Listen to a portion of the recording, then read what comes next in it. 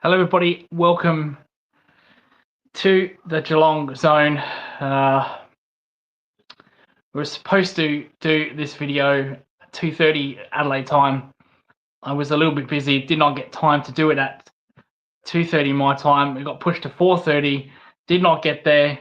Got pushed to 5:30, did not get there. In the end, I just fucking gave up and put it on 8 o'clock. And now we're doing it at 7:13. Terrific. Welcome to Geelong Zone. We're here to preview review the first week of the finals. Is it the best ever week of finals in history? Probably not history, but in recent memory. 3 out of 4 great games.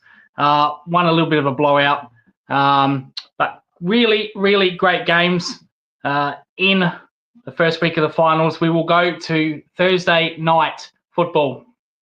I want to get straight into this. I don't want to fuck around because I'm tired. I've got coaching things to do after this. And yeah. So Thursday night football, Adelaide played Collingwood at Adelaide Oval. Terrific game.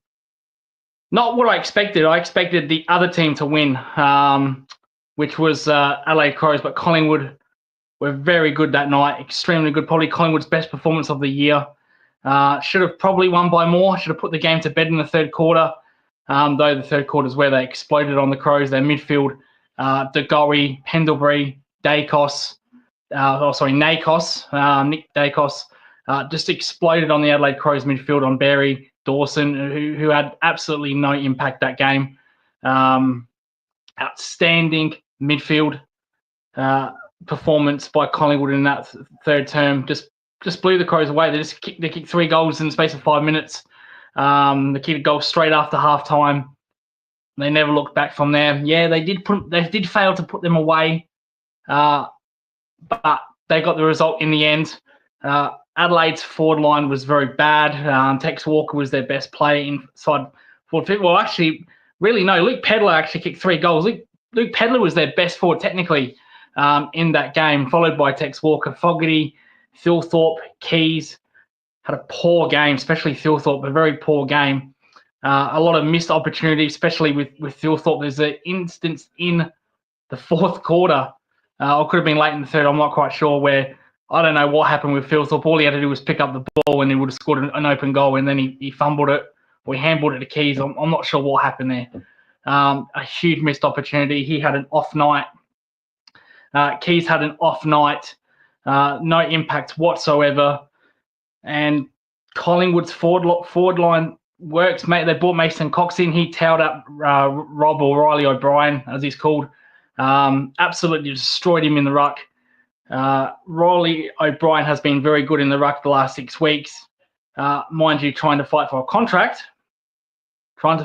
his contract, gets his contract, and then puts up a game like that. That's really weird for me, really bizarre. And credit to Mason Cox, who was fantastic all night, went up forward, took a couple of marks. So all credit to Mason Cox. I thought Craig McRae outcoached Matthew Nicks. That was a complete masterclass of coaching by Craig McRae, probably his best performance of coaching this season. And Nicks really, when the midfield just got destroyed, Matthew Nicks had no answer. The Crows had no answer. They didn't have the depth. Barry did try hard, but they just had no depth. They were one midfielder short. They have a midfielder, but he's not playing. He's out for 4 weeks, which is good news for him, because if the Crows keep winning and they make the grand final, Isaac Rankin will play. What a story would that be if he played in that grand final and he won Norm Smith? That would be horrible for me, because that means the LA Crows would have beaten Geelong. And the LA Crows would have made the grand final and won the grand final. What a horrible result. But nonetheless, they still can play.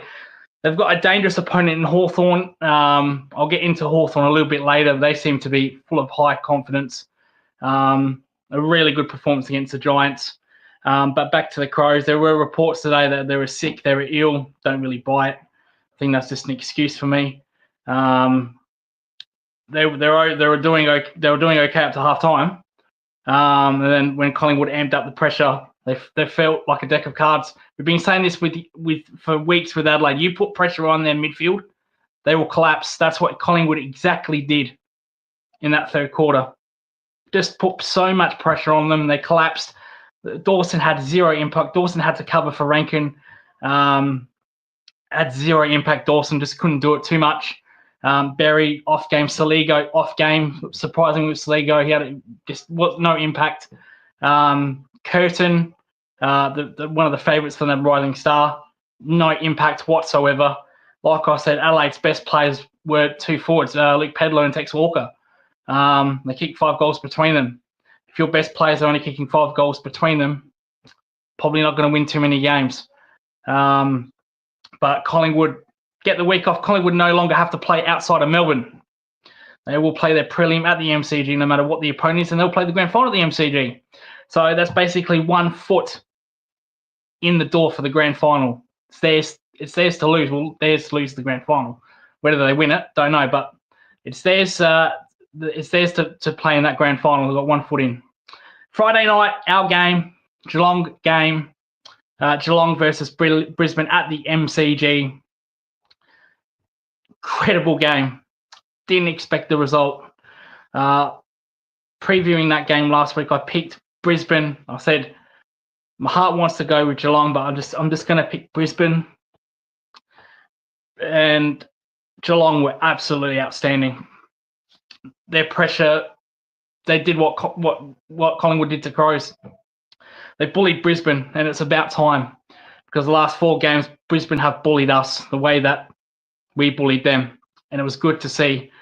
Dangerfield, Dempsey had a great game. Dempsey, a fantastic game.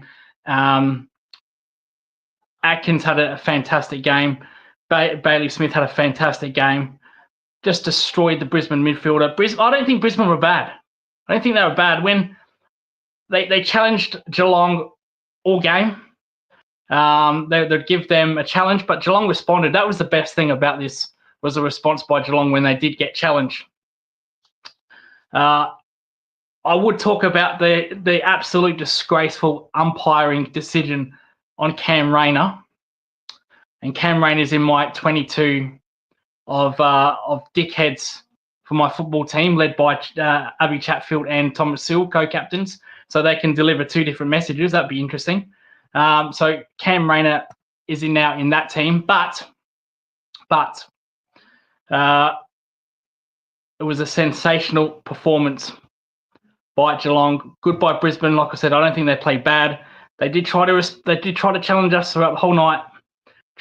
There's that third quarter when they got that bogus decision. I thought, here we go. Geelong said, nah, we're not tonight. You might have got us early in the year in Geelong. Might have got us in Brisbane. Might have got us in the prelim. It's not going to happen. Ain't going to happen. Nah, today is the line in the sand game. And we destroyed them. Absolutely destroyed them on the inside. Lachie Neale had 30 touches, but no impact. Strange game for Lachie Neale. He won't be playing for the rest of the series. He's done his calf, but a strange game. I looked at his stats, could not believe he had 30 touches. I think Kerry from the Hoops crew also said he could not believe he had 30 touches with no impact. Tom Stewart was absolutely brilliant in defence. Probably Tom Stewart's best game of the season for me. Really been struggling with injury this year, Tom Stewart, but I thought he was absolutely fantastic. I thought the whole defence of Geelong was back to its original format of dominating. I did not feel threatened by Brisbane at any point, even though they challenged all night. Didn't feel threatened one little bit by Brisbane. And Geelong's pressure was great. Absolutely fantastic the whole game. And blew them out a little bit. Blew them out. Scoreboard's flattering. But Geelong will get the week off. Now, Geelong probably, you never know, I'll say this, probably will play their last 2 games at the MCG. If the Suns win, sorry, no, that is incorrect. I was going to say if GWS won, they would have probably got that at Cardinia Park. No, Hawthorn won. They won. Sadly, they'll play the Adelaide Crows this Friday night.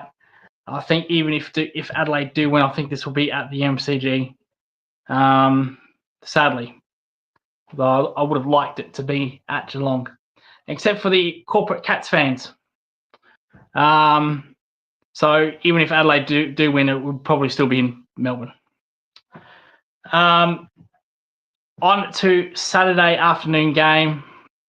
Bussy Sniffer says, "Love your work, coach." Thank you, Bussy Sniffer. I was really in no mood for this, but I'm doing my best. I was actually content with a 10-minute show, but I'll push through it. I'll push through it. Saturday afternoon, Giants versus Hawthorn. I can't really comment on this. I did not watch this game. The reason for that, I was at the Adelaide Royal Show that day. I was in the city. I did not manage to see one second of that game, so apologies up front. I didn't even watch the highlights. I don't watch replays. Whether Geelong win the premiership, I don't watch replays. I find them boring because you know what's going to happen, but that's just me. So I can't really commentate on that game. What I do know is that Hawthorn did, like Brisbane, GWS challenged them all day. Hawthorn got out to a 40-point plus lead. GWS pegged them back.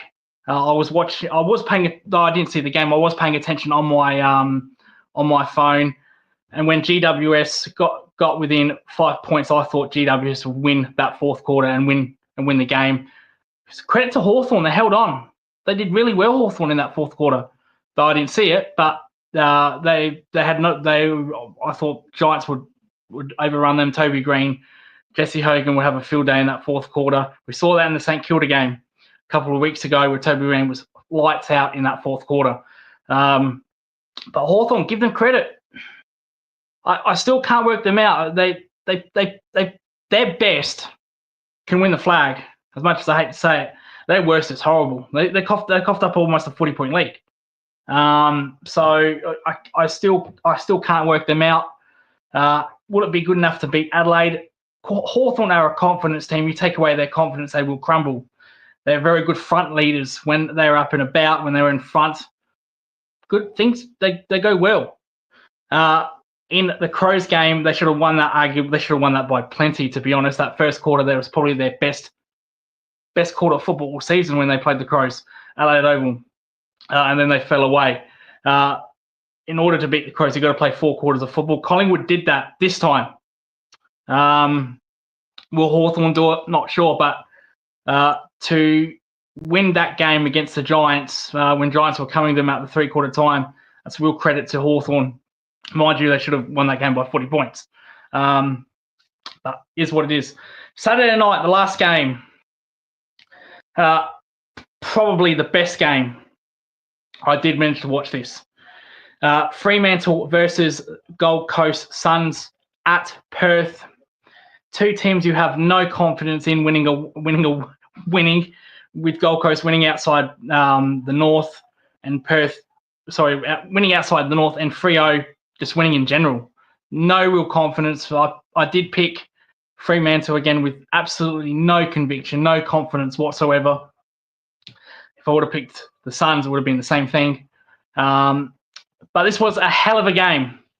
Suns, for me, they controlled the whole game. Fremantle came late.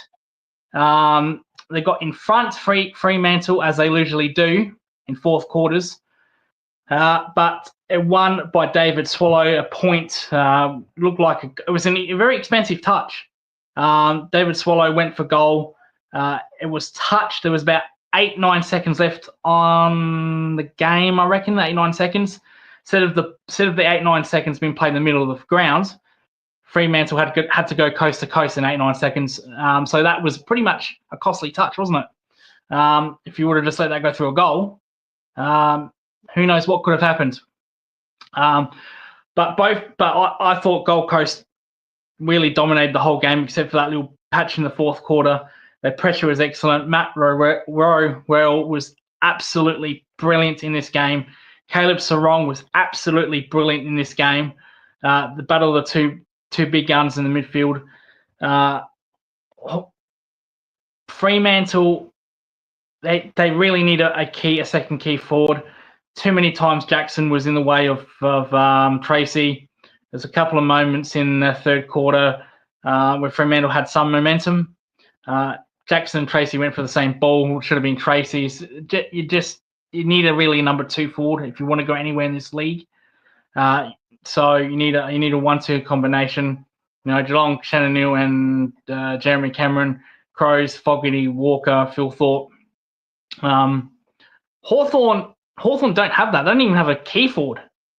Big key forward, Gunston obviously, but he's not a tall-sized key forward by any means. So they find other ways. But I think with Fremantle, they've got Tracy. Don't really have anyone else after that. Frederick was horrible in this game. Jai Amiss was horrible in this game. Gave them no benefit. Darcy, he was once linked to Geelong. Thank God we didn't pick him up. He was a train wreck. Absolute train wreck in this game. Instance in the fourth quarter where he just had to mark the ball. He just had to take the mark. Dropped an absolute sitter. And just a bad game. I'm really glad Geelong did not pick him up because there was talks about him going to Geelong. Would Geelong put a draft pick in for him as trade bait? Thank God we didn't. He is terrible. On Gold Coast and Ben Long, he wasn't terrible by any means. Ben Long had one of his quieter games. Noah Anderson was again at his 30 possession disposal average. He does that for the whole season. He kept up with his average. I mentioned Rowell was fantastic in this game, along with Caleb Sarong. It was so good to see two midfielders. A bit like might be too young to remember Voss and Hurd before they won the Brownlow. They played each other in the last game of the season. It just went toe to toe. It felt like that with Sarong and Rowell. It was just unbelievable performance by both midfielders. Brayshaw had one of his better games, but really, it was only really two players that really stood out for Fremantle, which was Sarong and Brayshaw.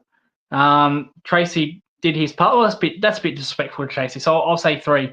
I thought, Gold Coast played the team game much better. Hence why they probably won just in the end. David Swallow still could play his 250th. He was on 248. He would be on 249. They played Brisbane there every chance. I probably at the end will pick Gold Coast. They recently smashed Brisbane a few weeks ago up at the Gabba. Or was that in the Gold Coast? Either way, their record in Queensland's outstanding. I'm probably going to tip Gold Coast to face Collingwood at the G. So David Swallow could still play 250th at the G. So that'd be a very good thing for his career. But yeah, end of the game wasn't the end of the game, but 9 seconds to go. Swallow hit at that point, got them in the line. So their first finals appearance in AFL history. They get their first win. Do they deserve to be in that finals? I've said this all along. Probably not. Footscray, a little bit hard done by. They're probably going to ask for 10 games at Ballarat next year, rightly so. That game against Essendon should have been rescheduled before Essendon had all the injuries, all their problems. Would they have bet Gold Coast? Probably not, but it would have been a lot fairer. And Gold Coast will play Brisbane this week. Hawthorn in Adelaide on Friday. Is it Friday night? Sorry, Thursday night.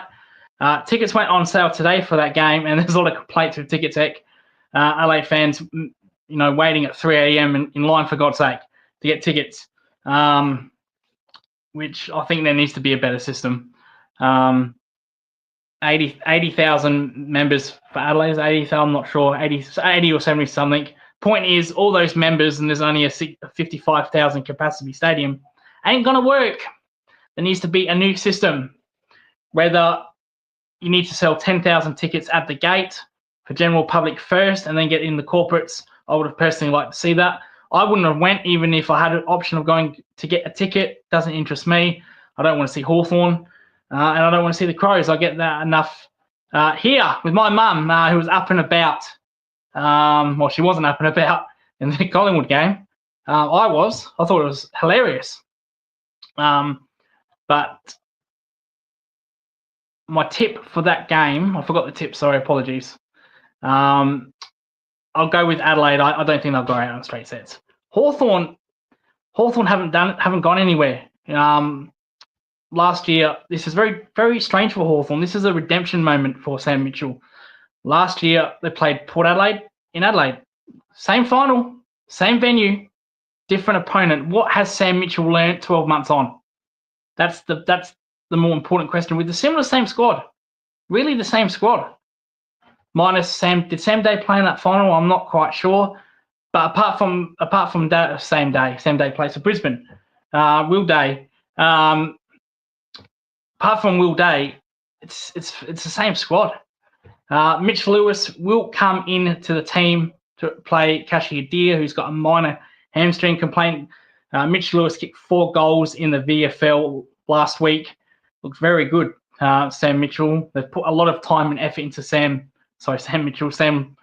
Lewis Mitchell.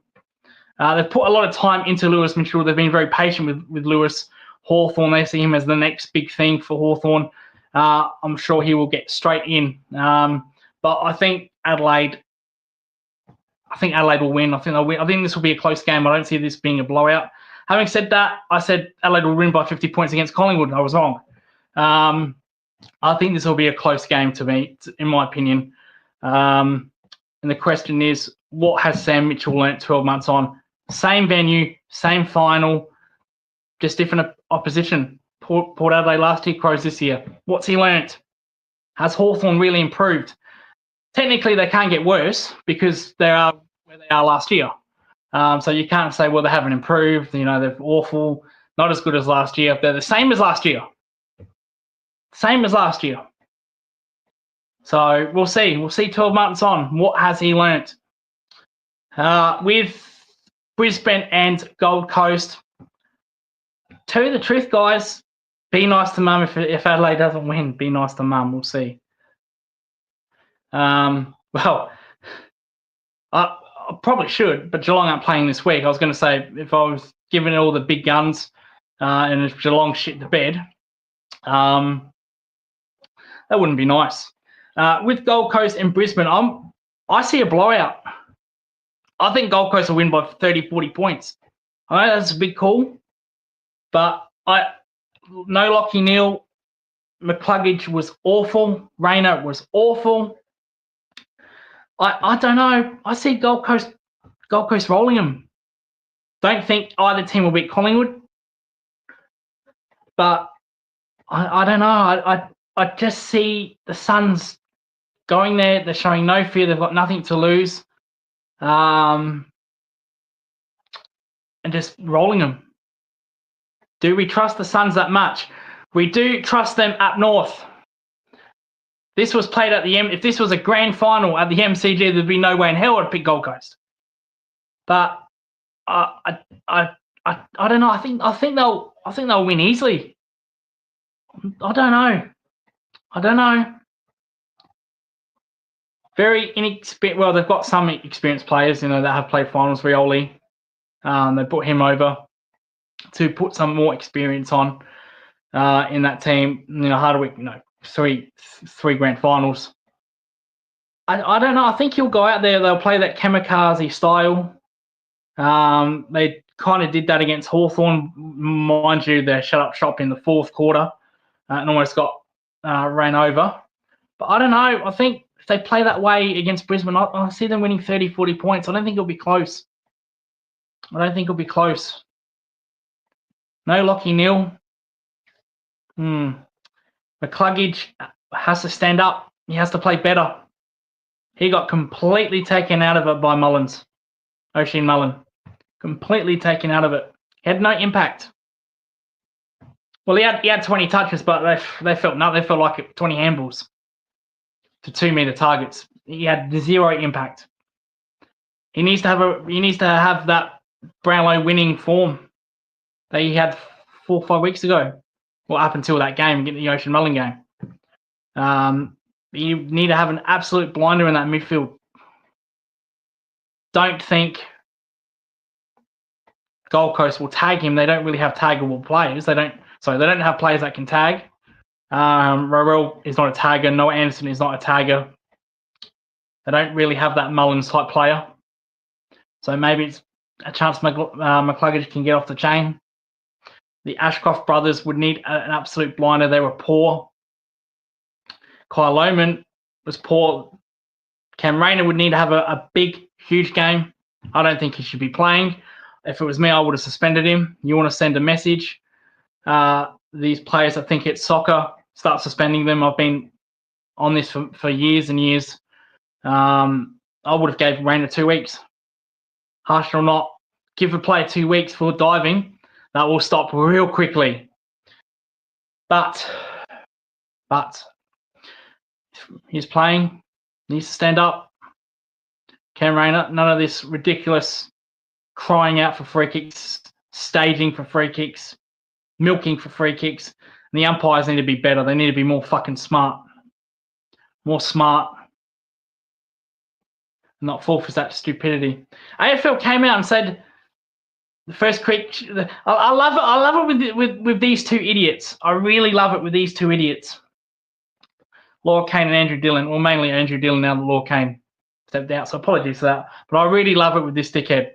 He comes out right and says, "You know what? They made a mistake, but the second free kick was there. Oh, that second free kick.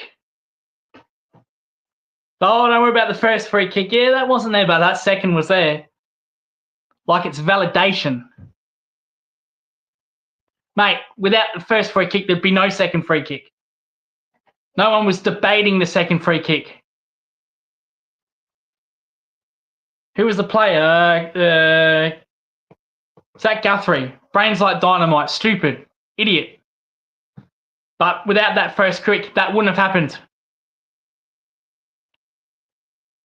Oh, must pay the second free. First, don't worry about the first. That wasn't there. Second free kick, that was a free kick. No one was debating that. Problem is, don't pay the first free kick. That wouldn't happen. Just like when players lash out during tag moments with Tom Lynch hitting Jordan Butts across the head. You pay the first free kick. That doesn't happen. Not to make an excuse out of Tom Lynch. Harry only got 2 weeks for that. I've got no idea. Or was it 3? Either way. Very dangerous act, Tom Lynch, that was on Jordan Butts. Should have got 8 weeks. Really coward thing to do. Hit a man at the back of his head when he wasn't looking. How he was allowed to play that season, I've got no idea. But you pay the first free kick, they won't get frustrated. But that's Andrew Dillon for you. Imagine after what we saw with the first week of finals, he now wants a wild card system. After what we just saw, you want a wild card system. Sitting with the Prime Minister in the Hawthorn and GWS game. Absolute drongos. Is Andrew Dillon running the AFL or is it Albanese? No one's that stupid. I'm stupid. Sometimes I can be fucking stupid on Post Game Live. But you can't be that fucking stupid. I'm starting to question that. Is that Albanese really going to get running the AFL? Are these two in fucking communication with each other? Albanese has every right to be there. But we have every right to boo him. Donald Trump got booed at the US Open today in the final with Jack Sinner and Carlos Alcaraz. He got booed. He has every right to be there and every right to people to boo him. Whether you're wrong or right. About your politics. Isaac Cranor was also got booed along with Dan Houston and Billy Frampton. I don't understand Billy Frampton getting booed. Like, Crows didn't want him to play. But it's part of the theatre, isn't it? Part of the theatre. Crows fans feel vindicated that it was Isaac Cranor and Houston that got their players suspended, considering it wasn't the ones that they reported. It's an official that reported it. We're not going to boo the official, going to be the two players and Billy Frampton. You had Adelaide Crows podcasts. You're supposed to be talking about football. It's supposed to be a podcast and talking about football. I saw 2 posts from 2 different podcasts about how the booing of Isaac Crono in Houston was disgraceful, but I didn't see anything about the game. No tweets about the game. Also, from these 2 podcasts, no tweets about how Jack Gunston gets abused. Not that I care about Jack Gunston getting abused, but no posts about Jack Gunston getting abused year after year when he plays Adelaide and Adelaide. Oh, nothing then. No news or no posts of when Dangerfield gets attacked. I've been at games where he has been attacked. I was at Gather Round this year where a comment says, "Oh, fuck your family, mate. They're something along the lines of they're dead." I'm not going to actually repeat what that says, but you get you fuck your family. They should be dead. Along those lines. Disgraceful comments. Any posts about that? Or was that okay? Those 2 players did everything for your club. Again, not that I care about Jack Gunston. He's Hawthorn. He's fucking Hawthorn scum. But nonetheless, they did everything they could for your club. Patrick Dangerfield tried to go through a brick wall for your club. And 100 years on, you're still booing him. Not 100 years on, but you're still booing him after all this time.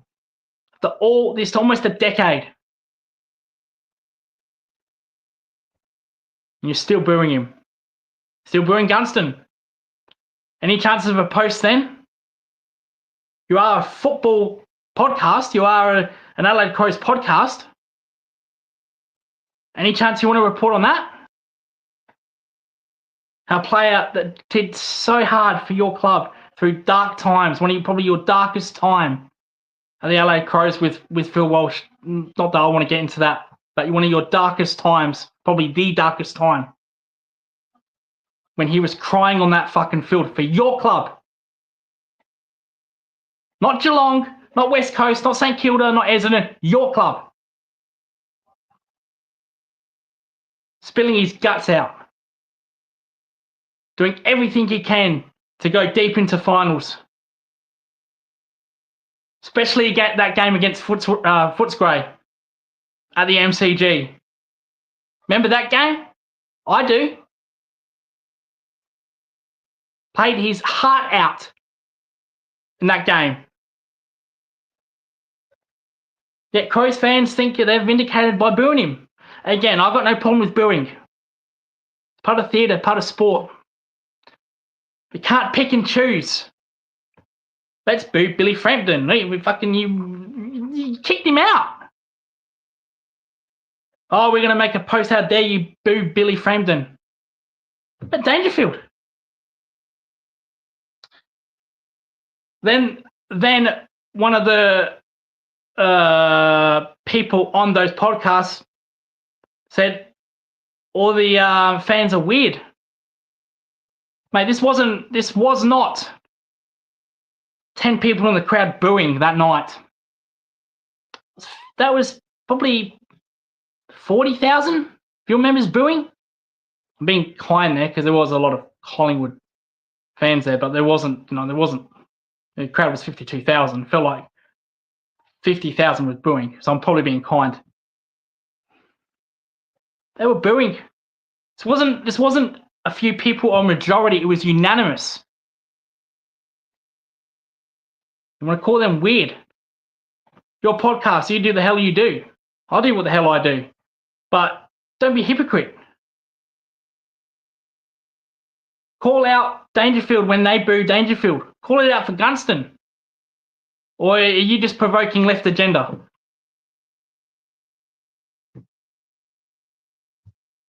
Which I don't care. If you want to do that, it's your entitlement to.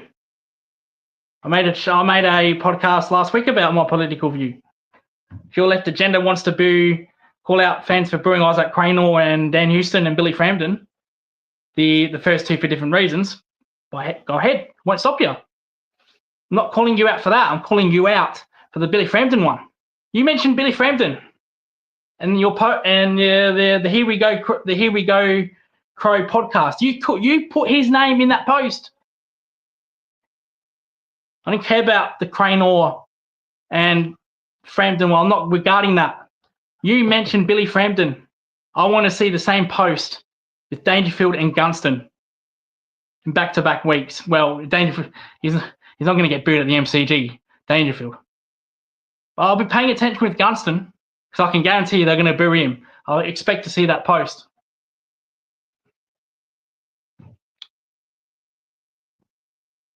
But it's weird. Apparently it's weird booing Billy Frampton. It's weird. Anyway, I have no hard feelings towards any podcast, what they do, but can't have sets of rules for different people, for different players. Whether it's a political agenda, I don't care. Fair enough. But you're the ones that mentioned Billy Frampton. How about show the same respect for Dangerfield, Crows fans? When he went brick walls for your club in probably the darkest time in your club's history. Arm in arm with Rory Sloane.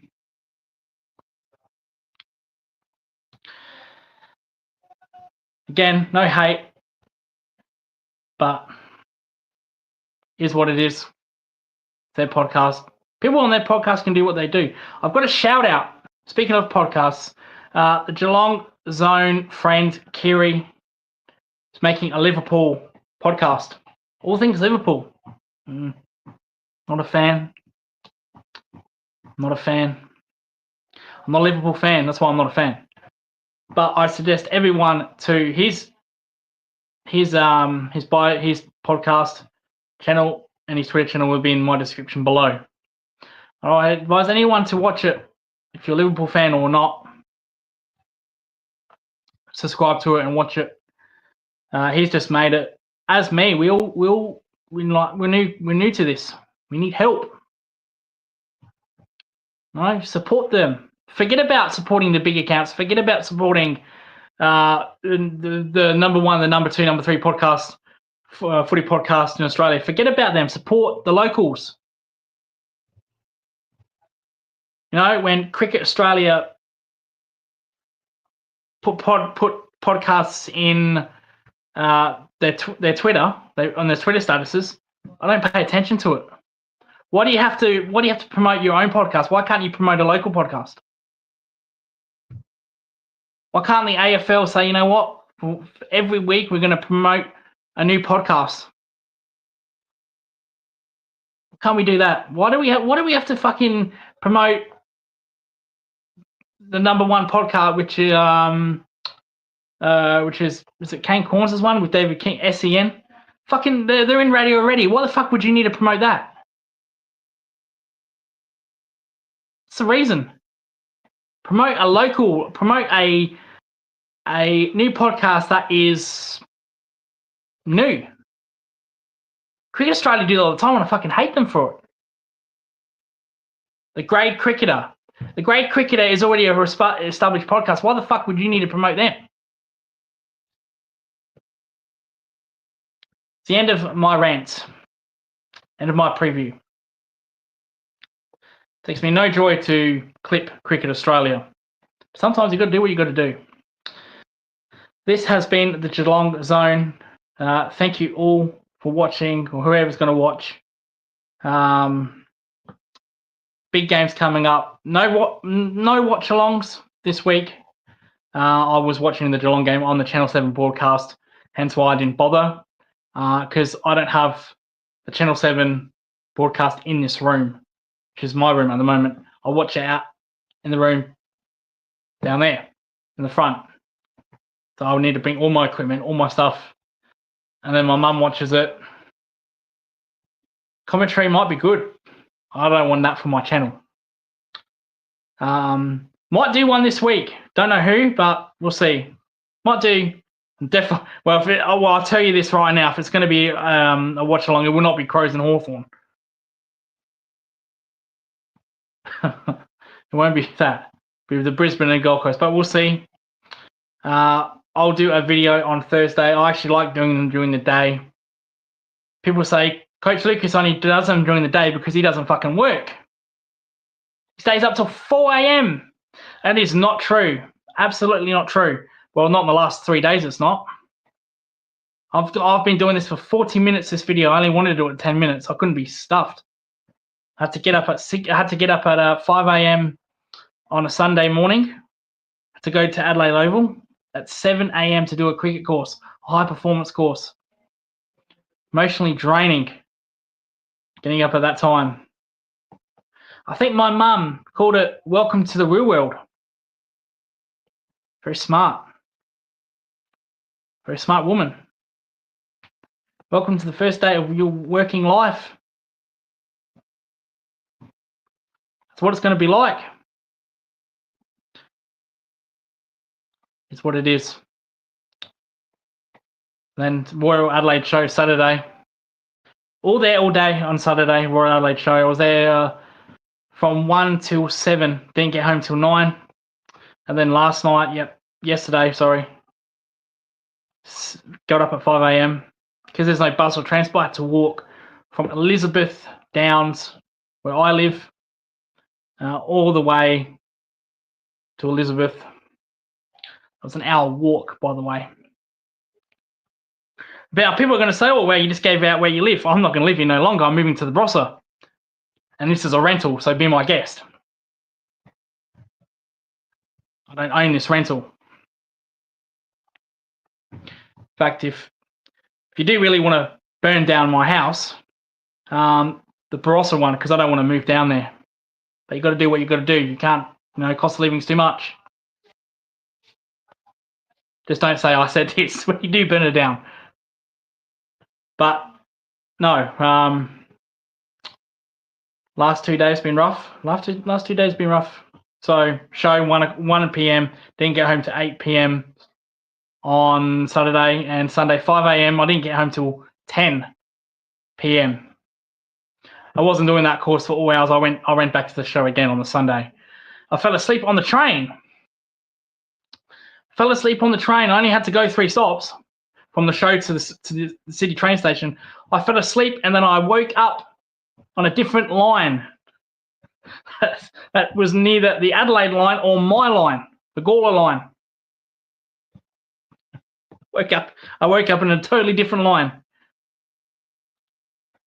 It just goes to show that security and train driver don't really check for people in cars, do they? Hell, I could have woken up in the train depot. That has happened before. No, not me, but other people. Woke up, stop said Kilkenny, which is another Adelaide line. 20 minutes from the city. No, not even that, 15. Kilkenny, I'm like, what the hell? Wow, what the fuck? I only just rested my eyes for 5 minutes. And I was in that 5 minutes, I missed 3 stops. 3 stops, a 10-minute layover, because when they switch lines, there's a 10-minute break. Another 10 minutes. So I rested my eyes for half an hour. And I woke up like I didn't sleep for half an hour. I just went and then opened my eyes for 5 seconds and I was at a totally different stop. Got off that line, waited for the train to get back into the city. So I didn't get home until 10:30, 11 o'clock. If I wouldn't have caught that last bus, I probably would have walked home, which I wouldn't have got there till 12:30. And it's not an area you really want to walk at night at that time, with all due respect. My Adelaide-based friends would know that. Shout out to Gary and Kiri. It's not a good place walking at 5 a.m. from my house to that train stop. Period. It's not safe walking at any stage.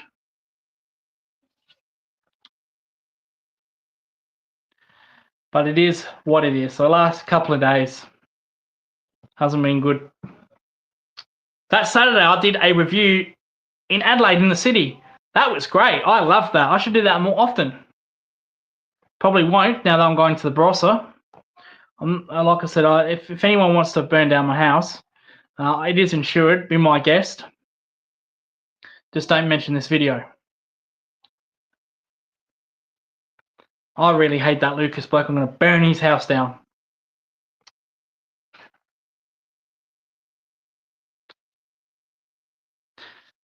Seriously, they will not press charges.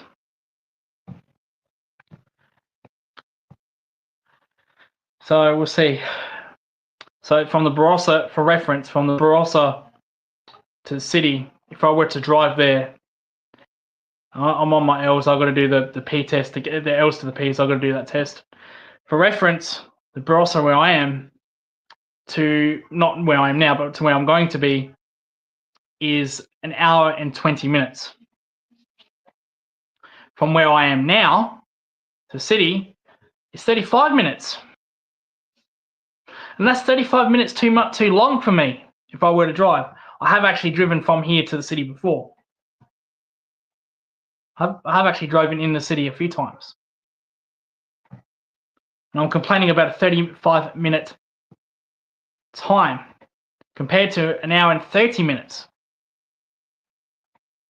If I get a city job with this high performance class that I'm doing, and I get a city job, fuck me, how the fuck am I going to do that? Make sure I get paid very well so I can live in an apartment in the city. That's what I'll be thinking.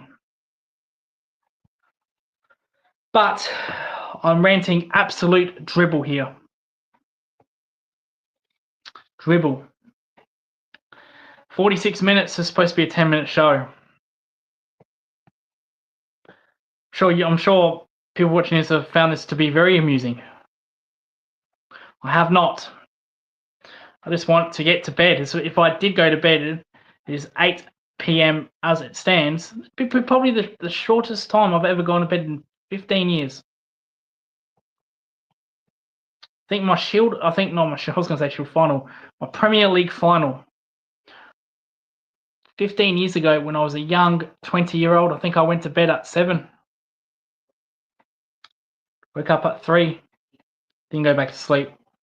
I'm a person, when I wake up, I don't go back to sleep. I can't, for some reason I can't do that. Hence why I stay up till 4 a.m. So if I ever do get up at 10 in the morning or 9 in the morning, it's not such a long fucking day. But we've just hit 8 o'clock and we will just end this show. This has been the Geelong Zone. I've been Coach Lucas. Thank you for joining this preview and then a life update. So I gave you a preview and a life update.